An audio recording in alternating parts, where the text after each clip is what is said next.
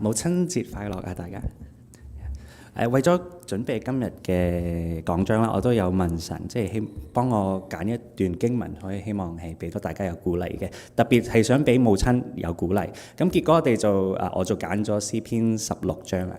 詩篇16章佢嘅結構有兩個大段落嘅。咁第一個大段落咧就係由第1至第6節，第二個大段落就由第7至11節。佢每一個大段落佢都有用一個好特別嘅結構去寫嘅。英文呢個結構咧佢就叫 chiasm 啦。咁但係中文咧呢個結構可以叫佢做交叉結構或者鏡像結構。咁佢有一個意思咧，就係喺呢一首詩裏邊，佢啲概念係會砌成 ABA， 跟住又再一次 ABA 咁樣兩個大段落咁樣砌出嚟嘅。咁今日我哋都會好特別咁樣睇到呢個交叉結構係點樣可以幫我哋有深層啲嘅明白。第一個大段落裏邊，佢大致上嘅內容就係咁嘅。耶和華你是我的主，我的好處不在你以外。咁所以中間我哋就唔需要向別神獻上祭物，因為我哋有耶和華做我哋產業，所以耶和華佢就可以俾我哋嘅產業就係非常好嘅。喺呢個結構裏邊，我哋都可以見到上層同下層都有好相同嘅概念啊！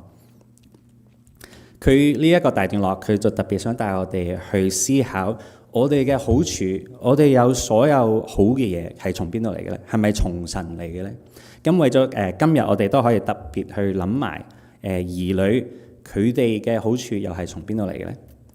中間佢就特別提到關於係拜偶像嘅，喺舊約裏邊真係好多拜偶像。神佢特別唔喜悅，因為其實個現實就係所有嘢都係從神嚟嘅。但係當佢哋拜偶像咧，就好似以為偶像可以俾到佢哋嘅係更好，咁就偶像咧就偷咗神嘅榮耀，佢嘅讚美，咁就代替咗神嘅地位。咁以色列人咧就好似變咗出去包二奶咁樣，咁就破壞咗神同佢嘅子民嘅關係，背叛咗神，令到神非常之妒忌、憤怒同傷心。同埋最傻嘅咧就係其實呢啲偶像全部一切嘅都唔係真嘅，係人做出嚟嘅，係完全冇能力去幫到佢哋。何西阿書2章佢又咁講，他不知道是我俾他五穀新酒和油，也加增他的金銀，他卻以此供奉巴力。巴力就係偶像嘅名。今日喺世界裏邊都仍然有好多係拜偶像嘅。我哋中國文化都唔少啦，係咪？會拜祖先，會拜神拜財神，會拜觀音或者拜佛咁樣嘅。咁但係我哋今日加拿大周圍望下啦，就會諗其實我哋好似做得幾好啊，即係冇乜點拜偶像啦。咁但係其實我哋有另外一個問題，其實都相同，但係呢個問題係更加差嘅。今日我哋唔會講話我嘅財富係從財神嚟，可能唔會咁講啦。但係我哋會話我哋嘅財富係從自己嘅能力得到，因為我勤力，我犧牲，我有智慧，係咪？自己有智慧，咁就其實就我哋自己咧就代替咗偶像嘅地位，榮耀同功勞冇交俾偶像，因為我哋俾自己食咗。咁講到關於家庭啦，屋企裏邊我哋有嘅一切係從邊度嚟嘅咧？我哋好自然可能會諗起上一代嘅父母。佢哋辛苦勤力同埋有犧牲，咁佢哋真係辛苦勤力犧牲嘅，咁就有能力供應到去下一代嘅兒女啦。咁就一代一代咁樣傳落去。有時上一代佢哋真係好慘可能打仗或者經濟唔好，咁就失去咗好多，可能冇能力幫到下一代。咁但係下一代佢又可能會學識到勤力喎，係咪？可能去自己去學做生意，咁啊一手一腳咁樣就揾到成功。咁就可能甚至佢有能力，終於去供佢啲小朋友去讀書讀大學，甚至有能力幫埋小朋友去買屋添。咁但係呢啲一切裏邊嘅，我哋都要再問，係咪從神嚟嘅咧？邊啲係從神嚟嘅咧？喺屋企裏邊，我哋都可能會諗起有時啲父母會講即係抬你9個月生你出嚟，知唔知幾辛苦咁樣？咁我自己真係唔知係咪？咁但係跟住又湊你自己雙手湊你，為你犧牲好多咁樣。咁呢啲當然全部都係真啦。咁所以今日特別我哋如果係兒女嘅，都特別要同我哋嘅母親講話，真係辛苦好多啦，你犧牲咗好多，用咗好多愛心去養我哋，去照顧我哋，咁啊多謝媽媽。咁我自己都要同我嘅媽媽講，多謝媽媽。但係第二節我哋睇翻，佢又講我的好處不在你以外。佢嘅意思係我哋所有嘅好處都係從神嚟嘅，就包括我哋嘅兒女，就包括我哋兒女嘅健康、嘅成功、嘅職業，甚至佢哋個名都係神出嚟嘅。我哋信唔信呢？呢樣申命記佢又話喺呢度第8章裏邊，恐怕你心裏說：這貨財是我力量，我力量得來的，我能力得來的。你們要紀念耶和華你的神，因為得貨財的能力是他給你的。哥林多前書4章，你有什麼不是領受的呢？若是領受的，為何自誇，彷彿不是領受的呢？我哋嘅身體其實就係神做出嚟嘅。我哋未出世之前，喺媽媽個肚裏邊，神就已經開始工作啦。神就好有設計、好有計劃咁樣，每一個身體裏邊嘅細胞，每一個骨節，每一個內臟，我哋嘅性格、皮髓，我哋嘅聲音，呢啲功勞係邊個做出嚟嘅？係屬於邊個嘅咧？我哋可唔可以同神講話？我哋同神一齊合作去設計呢個 BB 出嚟，去選擇佢嘅眼係咩顏色咁樣？但係未生出嚟之前，我哋就完全唔認識個 BB 係甚至咩樣，佢有幾多頭髮，佢嘅眼係咩顏色，我哋完全唔知道。係啱啱佢出世嗰一刻，我哋先第一次見到 BB 塊面，知道佢係咩樣嘅。近排我都有幫一個好朋友去照顧佢個細路女啦。咁呢個細路女佢就6歲嘅，6歲。咁我嘅計劃都係即係要湊佢成日嘅，由朝到黑湊。咁我又覺得時間其實都好寶貴，唔想去浪費啊，唔想俾佢即係就係睇電視咁樣嘥時間。咁我就決定咗不如我帶佢去學做意大利粉啦。其實我都未做過嘅，但係去到咧我就同佢講啦，我哋一齊睇呢條片 YouTube video 一齊開。咁我哋一齊睇下呢條片裏邊個姐姐點樣教我哋點做意大利粉啦。咁你就攞張紙同筆嚟咁啊寫低一步一步你每一個步驟點樣做。咁佢又會好得意咁樣講話呢個字點串啊？呢個字點串啊？咁佢又寫咗出嚟啦。6歲嘅小朋友。咁我哋之後咧，我又再睇一次，跟住又同佢講你又留意埋我哋需要買咩？咁你每一樣需要買嘅又寫低，跟住我哋又 check 下屋企係有冇需要買，已經有嘅唔需要去買。跟住我哋就出車啦，一齊去咗喺超市度。跟住一件一件，我就叫佢講，你試下可唔可以自己揾到先喺呢個即係咁啊好，咁樣時間好快過啊咁樣。咁揾到啦，跟住買晒，咁就帶咗翻屋企。咁一步一步咧，就開始做啦。咁樣用麵粉加幾隻蛋，少少油，咁喺度搓麵粉，搓平佢，跟住擺落雪櫃拎翻出嚟，跟住就剪唔同切唔同嘅意大利粉嘅形狀。咁一齊煮嘢其實都即係好開心啦。咁樣又煮咗好多好多意大利粉出嚟，變咗一家5口都可以一齊食。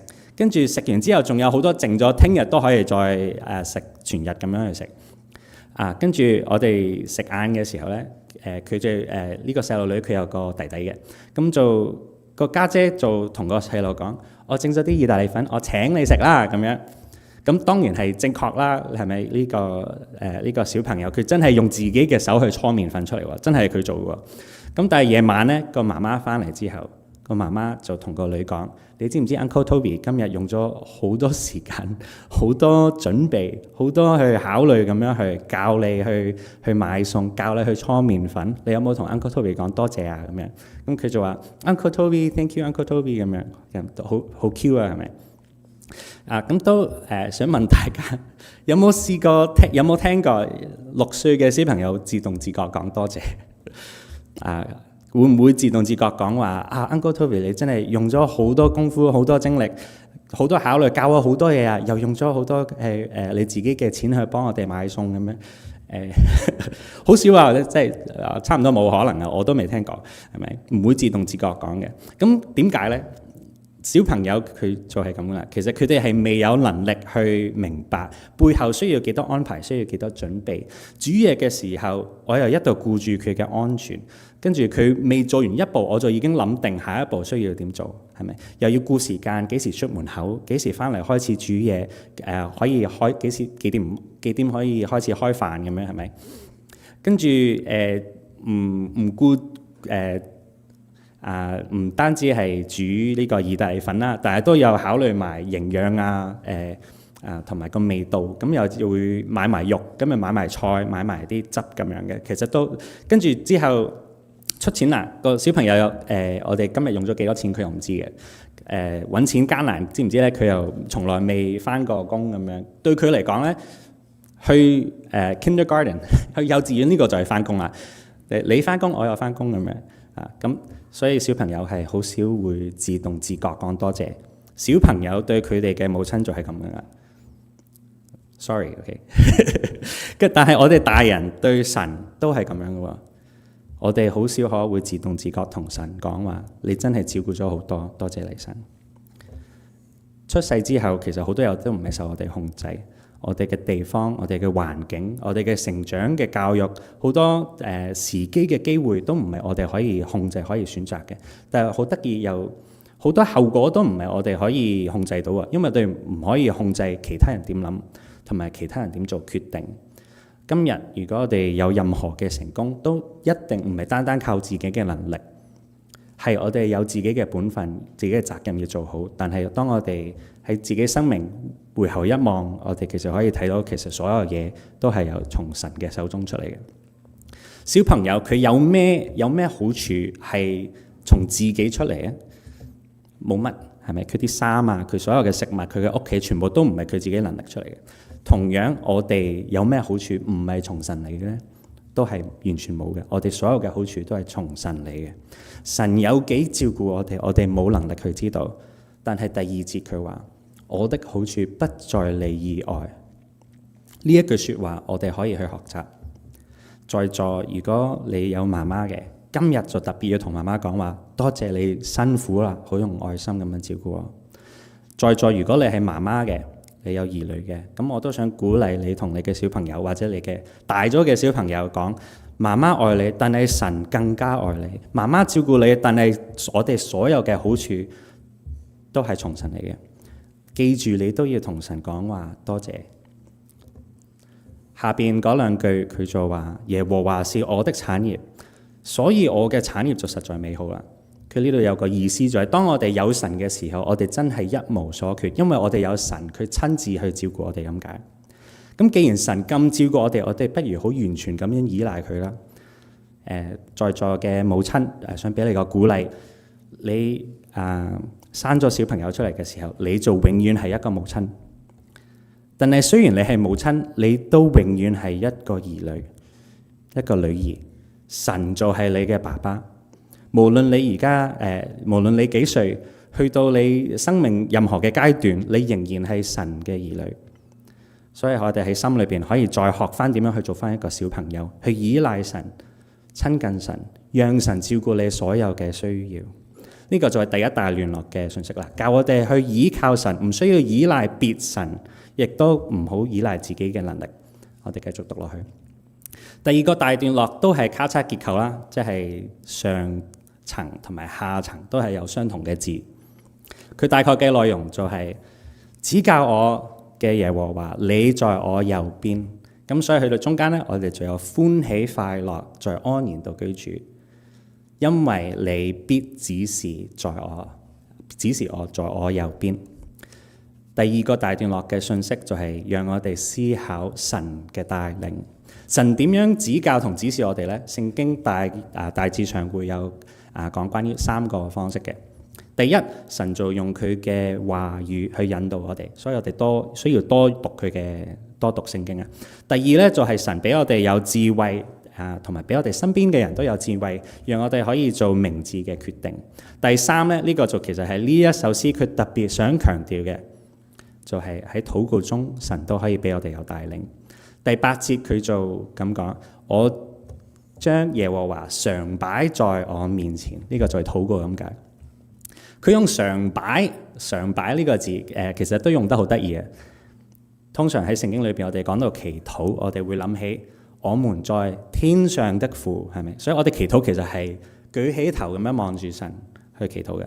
但係就係啱啱，因為之前嗰個大段落係關於擺偶像嘅，其他人咧就常擺偶像在佢哋嘅面前，所以呢度就係啱啱相反。其他人咁做，但係我咧就要常擺耶和華在我面前，向佢禱告。又好得意，當我哋常擺耶和華在我哋面前咧，神就真係會喺我哋右邊。咁神就與我哋同在，唔單止帶領我哋，佢同我哋與我同在。有神嘅帶領，咁結果係點嘅呢？就係第9節中間，我哋嘅心裏邊就有歡喜快樂，在安然居住。呢個係咩意思呢？對我哋嚟講，係咪有神嘅帶領，就永遠唔會傷心，永遠歡喜快樂，永遠唔會受傷害？聖經裏邊其實有安然咧，講到安然係有2種嘅。第一就係身體上嘅保護，第二就係靈魂上嘅保護。身體上嘅保護當然係指我哋每日平日嘅出入平安啦，係咪？好重要嘅呢個都，我哋都想神俾我哋同我哋嘅屋企人有平安有安全。神都好有能力去咁樣照顧我哋，但係身體上嘅保護唔係一定嘅。點解呢？就係因為罪嘅原因。希伯來書就話，因為罪，所以我哋人人都有一死，但係死後之後就有審判。審判呢個就係關乎我哋靈魂上嘅安全啦。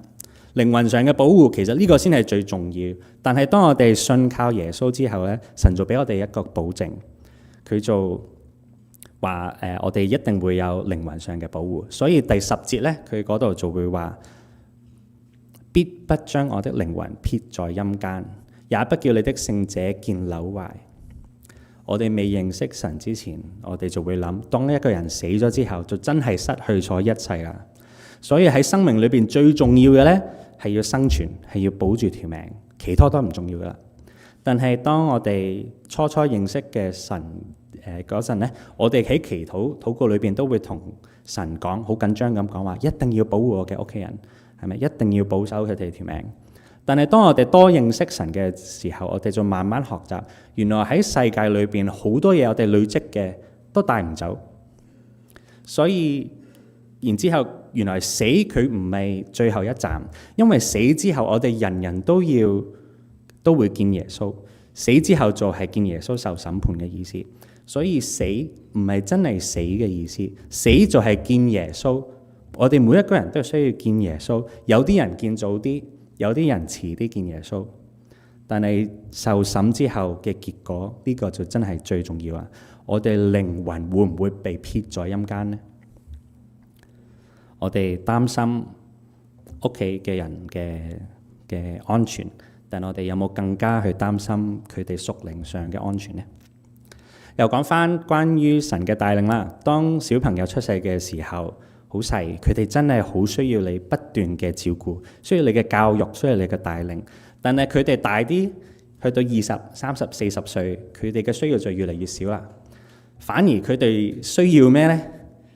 佢哋需要空間，係咪？但係其實我哋每一個人都不斷需要神嘅帶領，所以我想鼓勵在座嘅母親，首先第一要將自己嘅需要交俾神，俾神帶領。第二就將小朋友大咗嘅小朋友嘅需要，好放心咁樣完全交俾神，俾佢帶領。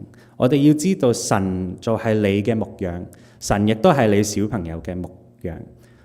要多為自己嘅需要祈禱，亦都要多為你小朋友嘅需要祈禱。我哋一齊常擺耶和華在我哋面前。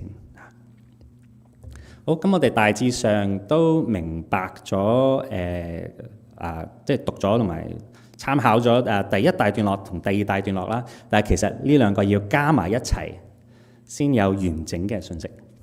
咁左邊又再一次，呢個係第1至6節，右邊呢就係第7至11節。咁左右邊我哋其實之間呢係佢嘅設計，好多用字、好多概念都係好相同嘅。當我哋一做比較嘅時候，我哋就可以發覺原來左邊係關於我哋需要做嘅。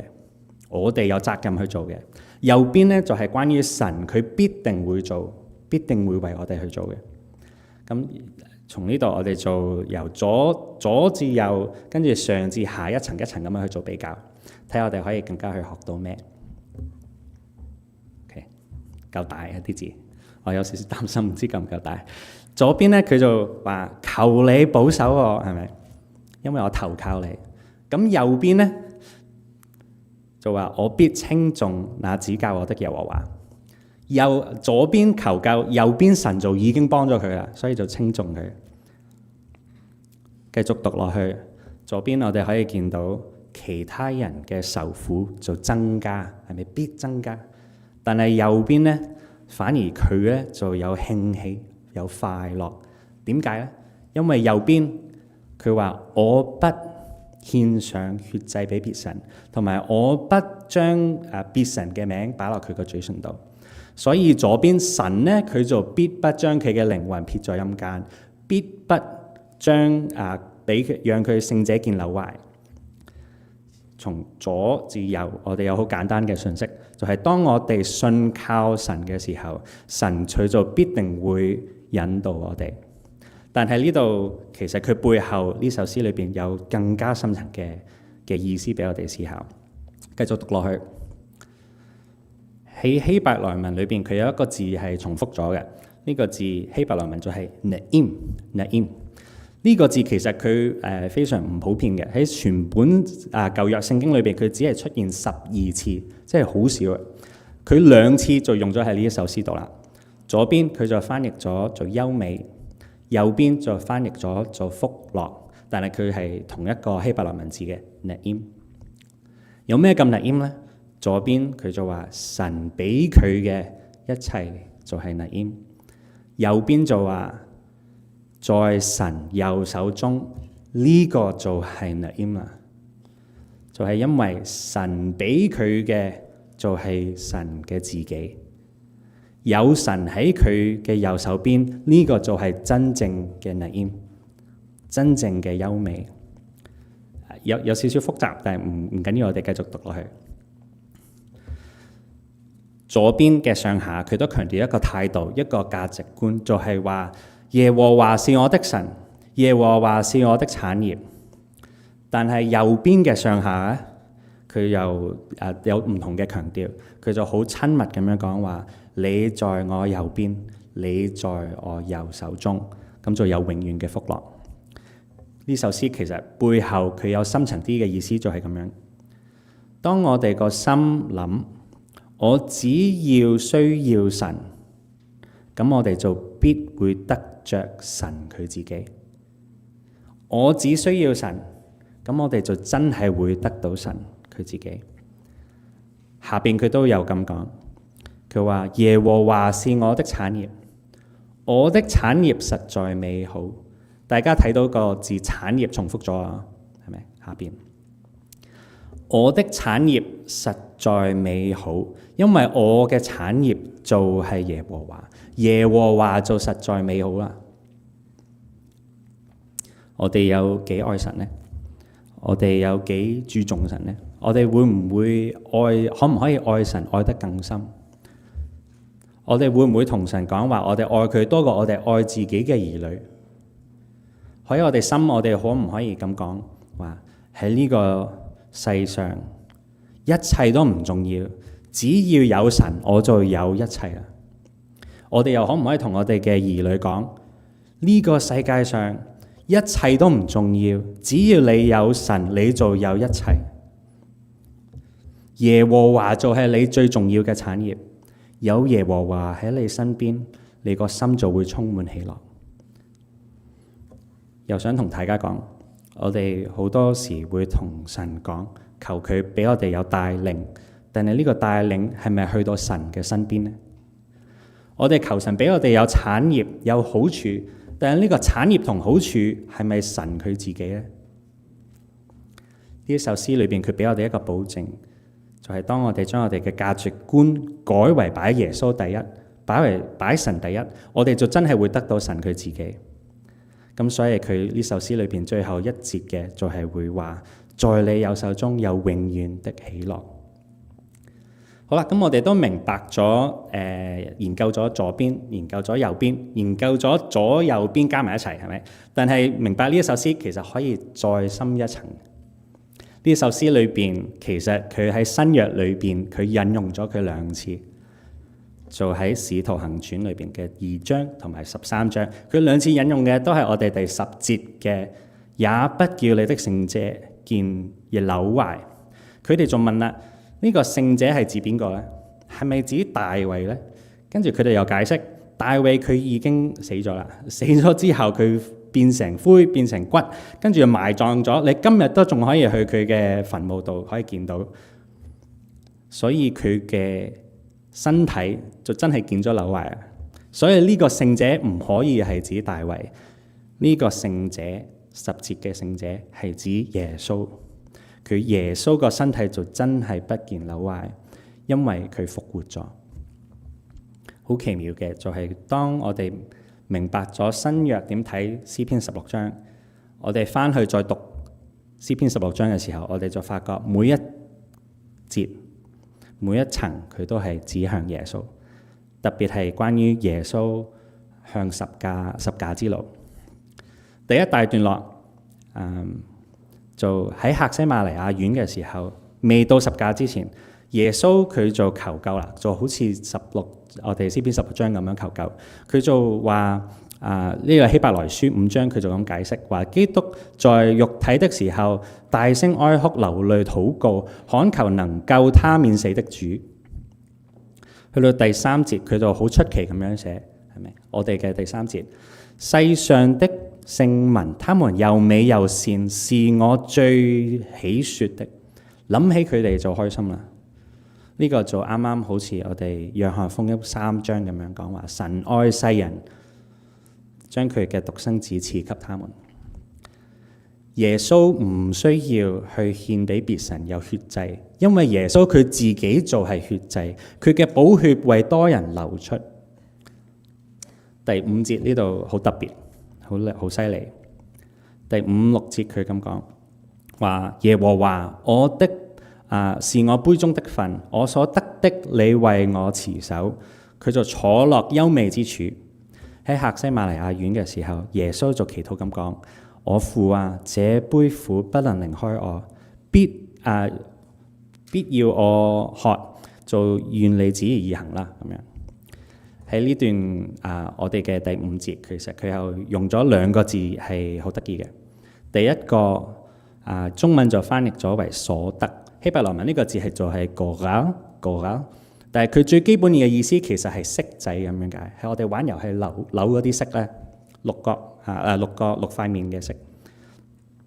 以前唔係6塊面啦，佢係用石仔嘅。但係當以色列人進入應許之地嘅時候，佢哋都係用骰仔去決定個地界係點樣分嘅，去決定邊一塊地係屬於邊一派以色列人咁樣。咁第二個得意嘅字咧，就係中文翻譯為坐落。喺希伯來文咧，呢個字就係 nafal， 佢嘅意思係跌咁樣，就咁跌。咁佢呢度嘅意思係佢話個骰仔跌得好。跌得好，碌得好優美。耶穌佢去到十架嘅時候，佢哋仲用骰仔去分，但係分嘅唔係地界，佢分嘅係佢嘅衣服。耶穌就好似產業咁樣分咗出嚟，俾咗我哋。呢一個骰真係跌得好，真係跌得優美，因為分咗出嚟俾我哋嘅就係耶穌佢自己。第二大段落第7節喺頂，佢話佢要稱頌神，因為神指教佢點樣行條路應該點行。耶穌要行嘅路就係十架之路，去受苦。第7節佢又繼續講：我的心腸在夜間也警戒我。耶穌喺客西馬尼園嘅時候，佢嘅禱告好需要神嘅指教，呢個就係夜間嘅時候。第9節，我的肉體也要安然居住。耶穌佢死咗之後，佢嘅身體就真係好安然啦，因為佢居住咗喺個墳墓度，用個大石封咗，跟住甚至有看監，有2個看監去守住佢添，所以非常之安穩。跟住去到第10節，呢、個就係新約佢去引用嘅呢一節，不叫你的聖者見朽壞。同埋11節又講，你必將生命的道路指示我。跟住耶穌就復活咗啦。去到最尾嗰一行，最尾嗰一節，佢就話在你右手中。彼得前書3章佢就話耶穌在已經進入天堂，佢就去咗神嘅右手邊啦。喺神右手邊，喺新約裏邊，佢其實用咗呢一句説話，用咗30次去形容耶穌去到神嘅右手邊。在神右手邊，佢又可以有一個好簡單嘅意思，就係我哋好親近神咁解。但係佢真正去到神嘅右手邊，意思係得到最高嘅權柄同榮耀，唯獨歸於我哋嘅耶穌基督。耶穌佢先係真正去到神嘅右手邊。有時我哋喺生命裏邊都可以見到有好多挑戰、好多困難，我哋又唔係好知道係咪有神嘅帶領。神嘅帶領係咪真係帶到我哋有歡喜快樂、充滿喜樂呢？我哋有困難嘅時候，我哋嘅困難就好似證明俾我哋，神唔係同我哋與我哋同在。詩篇16章就誇大咗啦，唔可信。但係當我哋見到原來詩篇16章係關於耶穌十架之路嘅時候，我哋就可以學到，哇！耶穌佢真係有好極端嘅痛苦嘅困難，但係同時間耶穌都有神完全嘅帶領。耶穌可以講話呢個色摘得好，摘得優美，佢去接受神俾佢嘅苦杯，咁佢就行十架之路。同樣當我哋經歷任何嘅辛苦嘅痛楚，我哋都可以接受神為我哋安排嘅一切，可以同神講話，你安排嘅一切俾我都係優美嘅。神指教同指示我，唔單止係想帶我哋有成功有健康，但係最重要嘅，神嘅帶領係帶我哋去到神自己嘅身邊。我哋去到生命嘅盡頭，就真係會去到神嘅身邊啦。第2節佢話，我的好處不在你以外，因為耶和華佢自己就係我哋最大嘅好處。當我哋去到佢嘅面前，就真係會充滿喜樂。願神都帶領我哋每一個媽媽、每一個家庭、每一個兒女都可以去到神嘅面前，充滿喜樂。請大家陪我一齊禱告，用英文嘅。Father, we thank you for Psalm 16, that we can meditate and reflect on how you lead us and how you provide for us and how you give us an inheritance. But wow, I didn't know that the truest inheritance is you yourself, and the place you want to lead me is into your presence. Help us to change our values so that we can love you more, rely on you more, and ultimately want to receive all of you. May you bless all the mothers here today. Give them your guidance, give them your presence, and give them yourself. The fullness of you, give it to the mothers today. In Jesus' name we pray.